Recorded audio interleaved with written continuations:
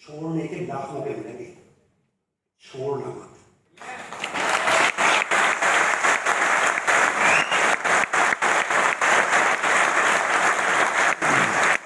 यहाँ पे ऐसा व्यक्ति है जिसकी नई शादी हुई है,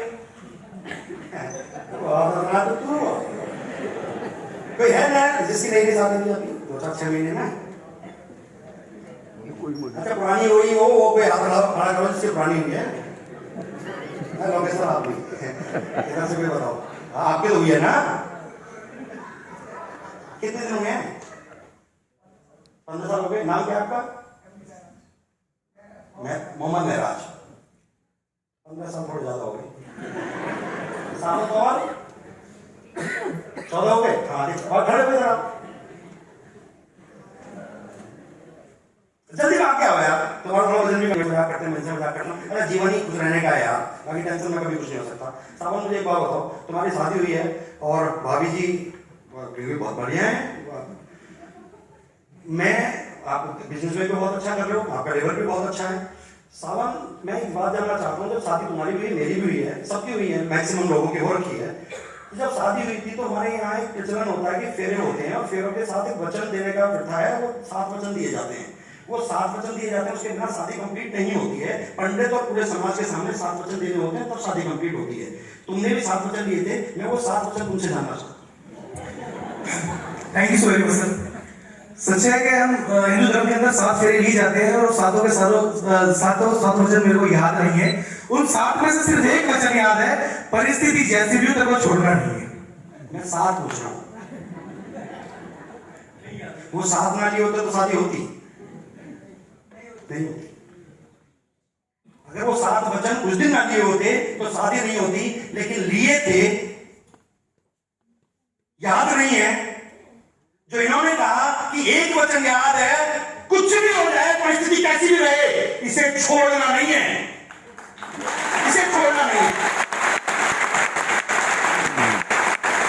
व्यक्ति में कुछ आए ना आए, चले ना चले, एक बात याद रखना, इसे छोड़ना नहीं है। गारंटी मैं कहता हूं, करोड़पति आप बनोगे।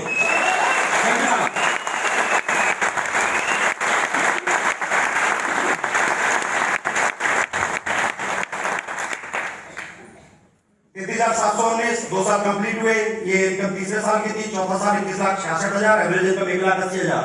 लोगों ने कहना शुरू करा, सर हमें बताओ। यहाँ मेरे पास एक नई कार आ गई, कार से चलना शुरू किए। लोगों ने कहा सर आपने ढंग से नहीं समझाया था। अंदर से आवाज आती, ढंग से तो मैंने समझाया था, मैं ढंग से समझा नहीं था। जब आप कामयाब, फिर मेरा बिल्कुल भी मकसद नहीं था कि मैं बड़े लेवल पे जाऊं, मेरा मकसद सिर्फ इनकम था। मैं नहीं करना चाहता था डीसीडी, मैं नहीं करना चाहता था यूसीडी, मैंने कहा इनकम बढ़नी चाहिए। लेकिन लोग आए, सर अपने साथ ही जोड़ना, अपने साथ ही जोड़ रहा हूँ भाई। नहीं नहीं सर ऐसी जगह जोड़ना। कुछ लोग समझदार आए, सर आपके नंबर के रिफॉर्म में डालना चाहिए। ऐसे ऐसे डाला इन्होंने मेरी लाइफ खुलवा दी, 30-32 लाइफ हो गई। करना कराना कुछ नहीं है, लाइफ खुलवा दे जाएंगे, लोग मिलेंगे आपको भी। फिर लोग आते हैं, अगला साल 32,94,000, एवरेज इनकम 2,74,000। अगला साल 44,94, 3,74। अगला साल 75,19,000, एवरेज इनकम 6,26,000।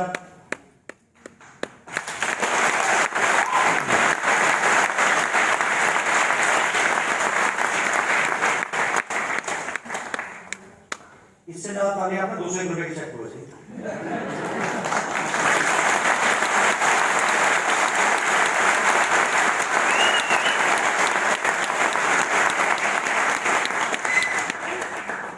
तुम्हें क्या लगता है मैं देख नहीं रहा हूं? तुम्हें तुमसे नहीं कर रहा, सिद्धार्थ से कर रहा हूं। गलत फहमी मत रहना।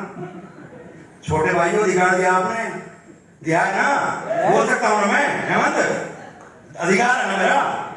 तो आप मेरे छोटे भाई हैं, आप मेरे आदरणीय हैं, आप बहुत अनुभवी हैं, मैं आपका बहुत सम्मान करता हूं। बट क्योंकि आज मेरी जिम्मेदारी है कि मैं आपको किसी तरीके से बिजनेस के लिए मोटिवेट कर पाऊं, मैं आपको एजुकेट कर पाऊं, मैं सच्चाई को अवगत करा पाऊं आपसे।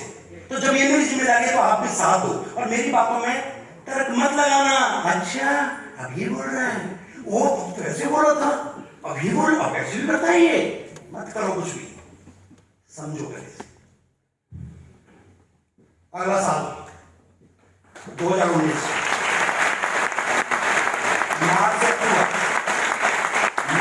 अक्टूबर, समझ लो मार्च से अक्टूबर, ये लगभग 5 महीने हुए और एवरेज इनकम थी 61,50,000, एवरेज इनकम थी 8,78,000 महीने की। इसके बाद मैंने अपडेट नहीं किया क्योंकि फिर 2020 आया और 2020 के शुरुआत से ही हम लोगों ने एक ऐसा फेज देखा जिसमें कोरोना झेला। कोरोना के टाइम पे बहुत सारे लोगों ने कुछ अपनों को खोया, मतलब बहुत दर्द झेला सब लोगों ने। और उस दौर की इनकम, उस दौर की अचीवमेंट बताना, मतलब मुझे पर्सनली लगता है कि वो अच्छा नहीं था। मैंने भी बहुत कुछ खोया उस दौरान, मैं डिप्रेशन में भी गया, बट ये वेस्टेज बिजनेस था जिसने मुझे संभाला। और हाईएस्ट इनकम मेरी कोविड के दौरान आई जो थी 1 महीने की 10,62,000।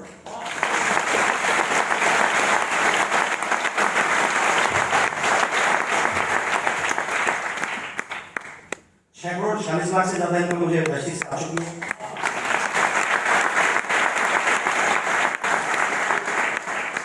बहुत सारे फॉरेन टूर किए हैं, कुछ के बारे में मुझे जानकारी है। थाईलैंड गया हूँ, बैंकॉक गया हूँ, थाईलैंड, फुकेट, इंडोनेशिया, बाली, दुबई, आबू धाबी, यूएई और बैंकॉक और पटाया। स्टार क्रूज पे क्या, यहाँ से कहाँ गए हमें पता नहीं, क्योंकि कई बार तो हम शिप में पड़े रहते थे। तो क्या करते हो वहाँ? गलत समझ रहे हो तुम तो समझो पहले, है ना। तो हमें नहीं पता कौन कौन से देश गए थे, और हाँ कई सारे देश, थाईलैंड, मलेशिया, साउथ अफ्रीका जाने का मौका मिला। तो ये पहला टूर था, गजब का पहला टूर। और मैं पता चला पहला टूर तो समस्या बस वही थी कि यार हवाई जहाज में उल्टी आएगी तो किधर को करनी होगी, इसका कैसे बोलेगा यार, बड़ा परेशानी होगी। और वो एयर होस्टेस अंग्रेजी बोलेगी, हमारी तो अंग्रेजी हमें तो माशाल्लाह हमें नहीं समझ आती हमारी अंग्रेजी, तो वो कैसे समझेगी। तो जुगाड़ लगाया, मैं जो पढ़ा लिखा आदमी है, जो स्कूल में जा रहा उसके साथ अपना पासपोर्ट जमा करा, उसी के साथ टिकट विकेट होगी, और साथ तो बैठे कम से कम। तो राजीव शर्मा मिल गए, इनके साथ टिकट विकेट कराई, इनको अपने साथ पकड़े रखा। भाई तुम चेक इन पे भी इनको टाइम दे, चेकआउट पे भी टाइम, मतलब तुम आदमी को खो जाना यार, तुम खो गए मतलब मैं मुझे जमा कर लेंगे। तो पहला टूर ज्यादा किसी कुछ भी नहीं बात है, मजाक बनेगा। मैं कभी पहले फ्लाइट में ही बैठा था, मैं कभी कैसे बैठेंगे, कैसे जाएंगे, क्या कपड़े, कहाँ, विदेश तो छोड़ो, देश में ज्यादा नहीं घूमे। तो खूब सारे गर्म कपड़े ले लिए, कोट वोट ये वो सब कुछ, जर्सी बर्सी। और हमारे यहाँ लोही वोही का भी चक्कर चलता है, यूपी से लोही समझते हैं, शॉर्ट टाइप में, वो भी रख ली खूब कपड़े का, बड़ा बैग मेरा। मतलब एयरपोर्ट जाके देखा तो संजय जी का छोटा बैग, संतोष जी का छोटा बैग, जितने भी और चीज सबके छोटे बैग, सबसे बड़ा बैग मेरा। तो मैं क्या कर रहा था, पागल नहीं, कपड़े कम लाए होंगे, ठंडा के लिए मेरे से मांगेंगे। लेकिन जैसे एयरपोर्ट पर समझ में आ गया कि पागल ये नहीं है, पागल तो बन गया, और यहाँ गर्मी है। और फिर पता चला कि जिस देश में जा रहे थाईलैंड, वहां भी गर्मी है, यहाँ सर्दी थी वहां गर्मी है, मतलब क्या हो गया काम। तो बड़ा बैग लेके गए, समस्या अजीब थी। ये पहली बार एयरपोर्ट पहुंचे, ये फ्लाइट के अंदर का फोटो है, मेरा फोटो देखो यार,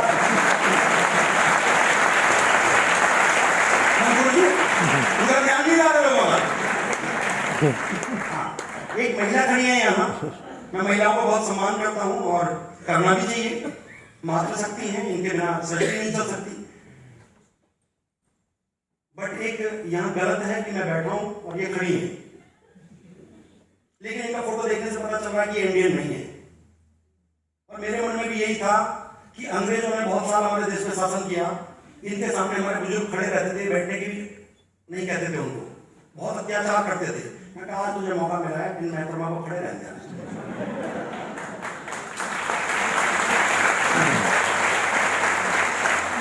मन में 30 थी और ये फोटो भी खींचा गया, बट फोटो खींचते ही मैंने उनको फिर बैठने के लिए कहा, और कहना भी चाहिए, बस ये फोटो दिखाने के लिए था। बाकी मेरा जब ये फोटो देखता हूँ मेरे मन में आपकी होती है, मैं माफी मांगता हूँ कि ऐसा मेरे मन में आया, कभी नहीं आना चाहिए ऐसा भाव। एयरलाइन से गए थे, बड़ा मजा आया, ये वहाँ स्वागत हुआ, बड़ा अटपटा। हमारा कल्चर अलग है, वो महिलाएं हमारा बना के आपका स्वागत करती हैं, और हमें तो आदान प्रदान की आदत है। तू मेरी गीत में तेरी गीत हूँ, तो सब फेसबुक पे डाल रहे थे, बड़ा वो था। तो इन्होंने मुझे माला पहनाई, मैंने इनको पहना दी, और वो फोटो क्लिक हो गया और वो फेसबुक पर लिया। मेरी वाइफ को फेसबुक पे एक्टिव नहीं है, भतीजे एक्टिव थे, उन्होंने फोटो देखा,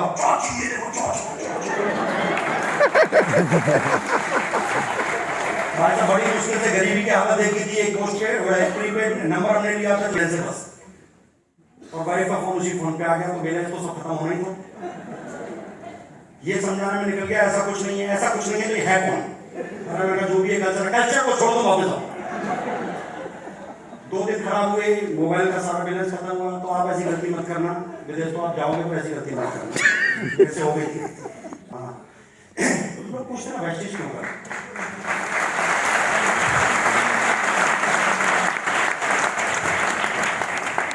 इस फोटो के माध्यम से समझाना चाहता हूँ। इस फोटो में 5 लोग आपको दिख रहे होंगे।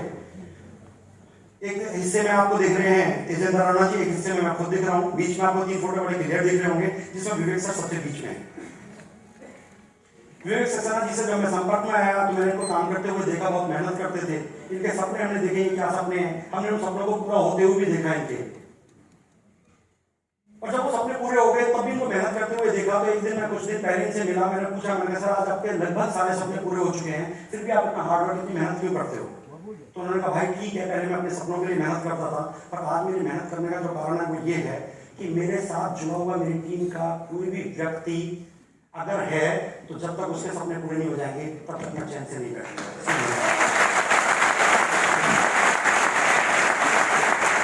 लोग कहते हैं ना वेस्टेज क्यों करें, इसलिए करें, ये संसार सिर्फ वेस्टेज में है।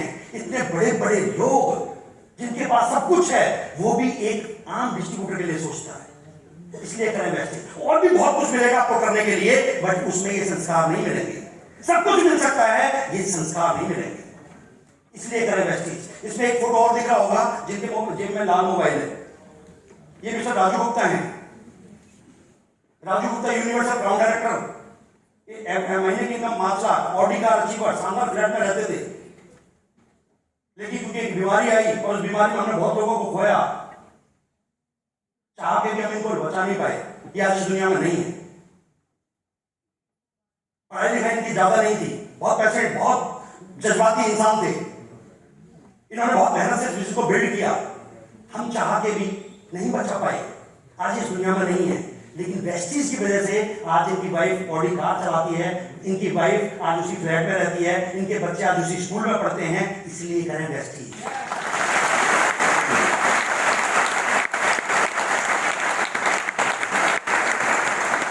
एक फोटो साथ में और दिख रहा है आपको, ये है मिस्टर रिजवान खान, बहुत शानदार लीडर, शानदार पर्सनैलिटी, बहुत मेहनत की, बहुत मेहनत करके डबल यूनिवर्सल ग्राउंड डायरेक्टर का लेवल अचीव किया, 15-16 लाख रुपए पर मंथ की इनकम पे पहुंचे, ऑडी जैसी कार ली, शानदार घर लिया, अपने बच्चों को बहुत बेहतरीन स्कूल में पढ़ाना शुरू किया, बहुत बड़े बड़े सपने बच्चों के लिए बुने इन्होंने।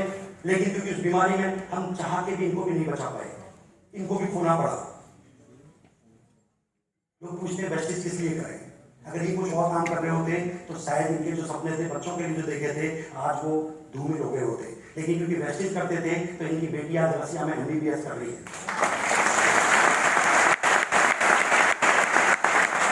इनकी वाइफ ऑडी जैसी कार चलाती है, जो फ्लैट इन्होंने लिया तो फ्लैट के अलावा बहुत सारी प्रॉपर्टी इन्होंने ली है। इसके अलावा बच्चे बहुत शानदार स्कूलों में पढ़ रहे हैं। इसके अलावा आज उन्होंने 3 कार और ली है, एक नई कार के अभी और प्लान कर रही है, इसलिए करें वेस्टेज।